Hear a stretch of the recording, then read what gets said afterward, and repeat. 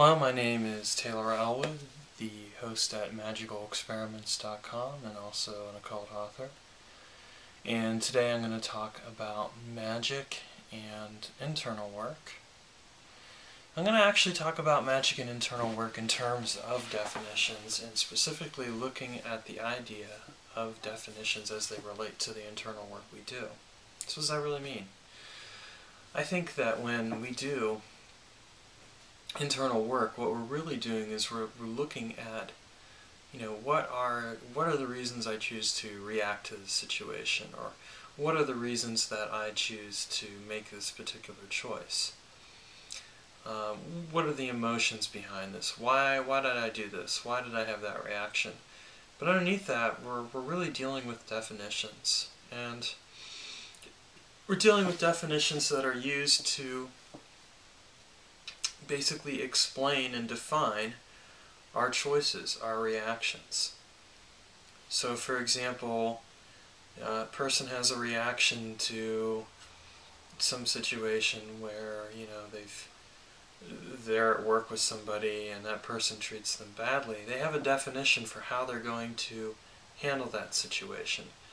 You can almost think of it as programming, and that might seem very mechanical to those of you out there in YouTube land, but bear in mind that it's not really mechanical so much as it's a paradigm or a model. So okay, we have programming language.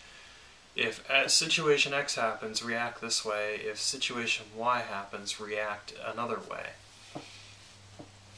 The choice to react then, there's this programming, there's this definition which explains what to do. But it's not always good programming or a good definition. Sometimes it's faulty.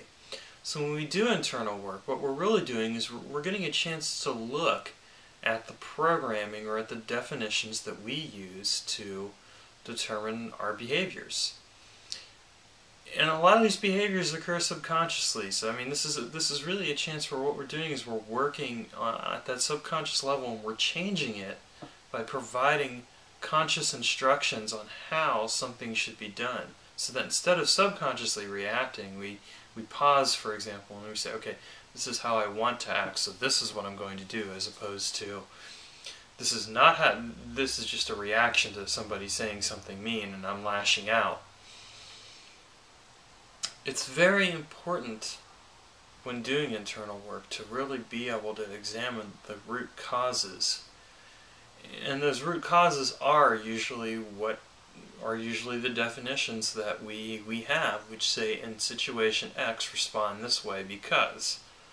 Well, until you deal with the because part of it, you can't change the actual instruction. But once you do, you kind of deal with that past memory or whatever that set that initial definition up.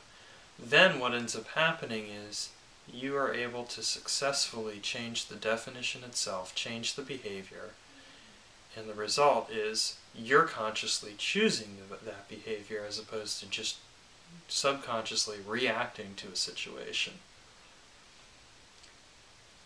We all have our triggers, but we can choose to change those triggers, and we do that by looking at the root cause.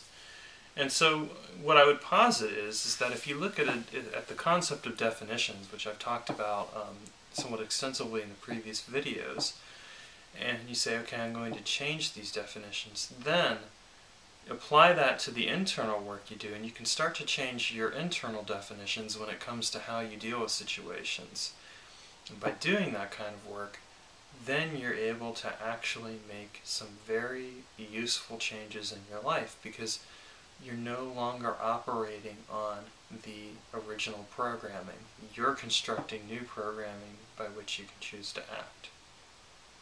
Yes, I realize it's a computer metaphor and also a linguistic metaphor, kind of all thrown together, but it works.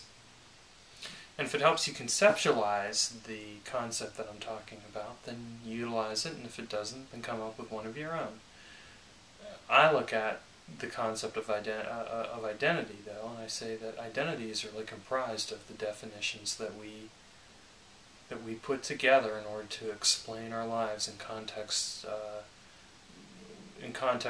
with the lives of other people, in context with situations, events, what have you, and that we can change. We can always choose to change those definitions if we understand that in fact they are definitions that we have put in place as opposed to anyone else.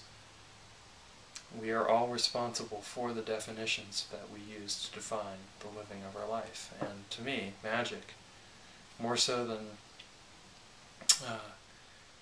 anything else, is really about being able to successfully make changes to the way you define your life and what you do with it. Thanks for watching, and I'll talk with you again next week.